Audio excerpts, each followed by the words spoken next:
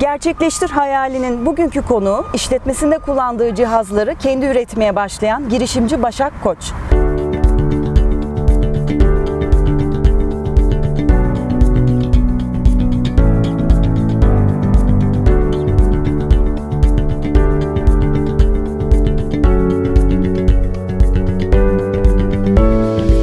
Başak Hanım, bu iş fikri nasıl ortaya çıktı? Güzellik salonu sahibiyim. Cihaz daha önce merkezimde kullanmış olduğum cihazların sürekli arızalar vermesi dolayısıyla tabii ki seanslarımda olumsuzluklar yaşadım. Seansları ertelemek zorunda kaldım, iptal etmek zorunda kaldım ya da seanslarımı bekletmek zorunda kaldım. Bu hem müşterime hem işletmemi olumsuz olarak etkiledi. Piyasada bulunan birçok cihazı denedim ve aynı problemlerle karşılaştım. Sonrasında bunların tamirleriyle uğraştık. Fakat hiçbir sonuca varamadık açıkçası. Sonra bir hayal kurdum. Aslında bir hayalle başladım diyebilirim buna. Çünkü bu kısımdan baktığınızda çok büyük bir hayal bu.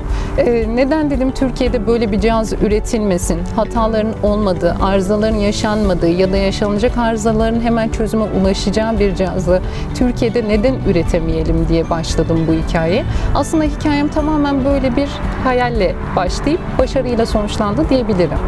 Peki bu cihazı nasıl farklılaştırdınız? Şimdi cihazın farklılaşması, örnek vermem gerekirse en büyük farklarından biri yazılım kısmıdır.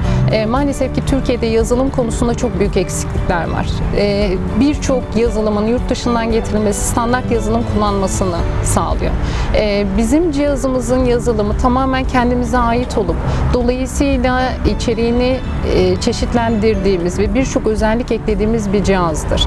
Tabii ki bu başarı bana ait değil. Tek başıma yaptım diyemem böyle bir şeyi. Arkamda güçlü bir ekip var. Mühendislerin olduğu bir ekip var. Ve yeniliğe açık, teknoloji bakımından beni besleyebilen diyebilirim. Bunu da ekleyelim, şunu da yapalım diye başladık. Ve şu anda standart bir yazılım asla kullanmıyorum. Piyasada bulunan birçok cihazın dış görünüşlerinin farklı fakat içlerinin, menülerinin dahi aynı olduğu cihazların olması bizi farklılaşmak konusunda aslında çeşitlendirdi diyebilirim. Çünkü piyasada kullanılan birçok cihaz anahtarla çevirdiğiniz, işlemi yaptığınız, sonrasında anahtarla kapattığınız cihazlardır. Bizim cihazımız tamamen farklıdır. Müşteri girişlerinin olduğu, personel girişlerinin olduğu, seansların kaydedildiği ve seans sonrasında müşterilerimize yapmış olduğumuz seanslar hakkında bilgilerin verildiği bir cihaz ürettik.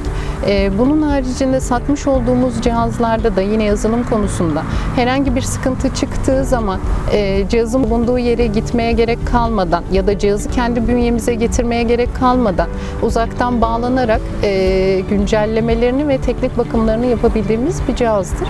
Bu da bizim zaten en büyük farklarımızdan biri olduğunu düşünüyorum. Yani yazılımı %100 Evet. yerli bir cihaz üretiyoruz. Evet. Onu altını çizelim. Evet, kesinlikle yazılımı tamamen bize ait olup bizim tarafımızdan ve mühendislerimin desteğiyle yapılmış olan bir cihazdır. Peki attığınız ilk adım hangisiydi? Şimdi ilk baş güçlü bir mühendis ekibi kurduk. Böyle bir cihazı yaparken arkamızda güçlü bir kadronun olması gerekiyordu. En önemlisi yeniliklere açık, Ar-Ge'yi seven, teknoloji bakımından kendi yeniliklere açık olan birileriyle çalışmamız gerekiyordu ve özenli olarak seçtiğimizi düşünüyorum. Tabii ki bu süreç kısa bir süreç değildi. Ne kadar sürdü peki? Yaklaşık olarak kurmanız? Ekibimizi kurmamız zaten bir 7-8 ayımızı aldı. Çünkü gerçekten sağlam bir kadro kurmak istedik.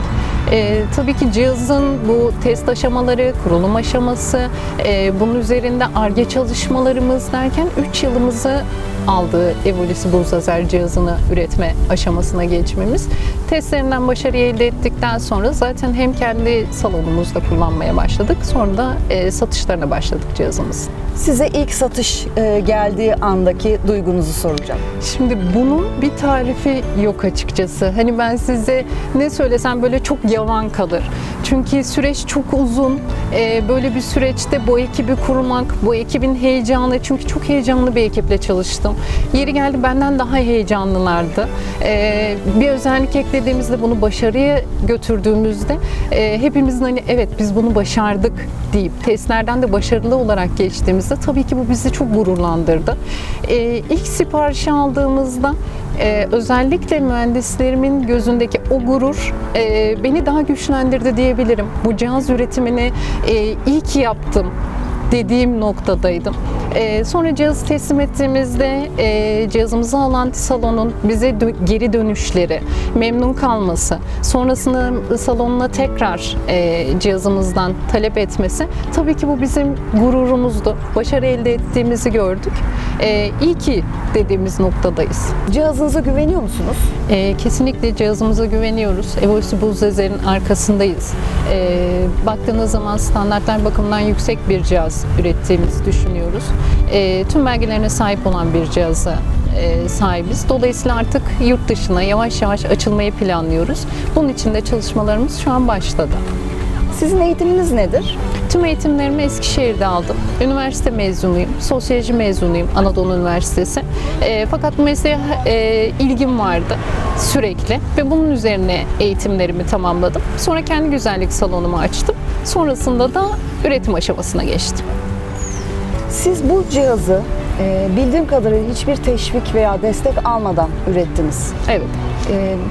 Bu süreçte aldığınız en önemli çıkarım veya ders neydi?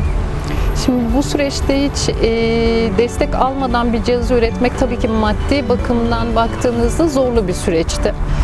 Ama çok şükür ki üstesinden geldik. Zorlukları yaşadık evet, ama başarıya ulaştığımızda, başarıyı gördüğümüzde tabii ki bunlar biraz daha insan için artık geride kalıyor.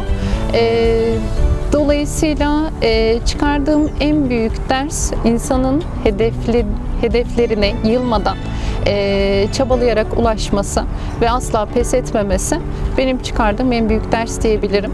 Çünkü sonucunda başarıya ulaştığımızı düşünüyorum. Çok teşekkürler. Evolis'in yolu açık olsun. Size de başarılar diliyorum. Teşekkür ederim geldiğiniz için. Ben teşekkür ederim Didem Hanım.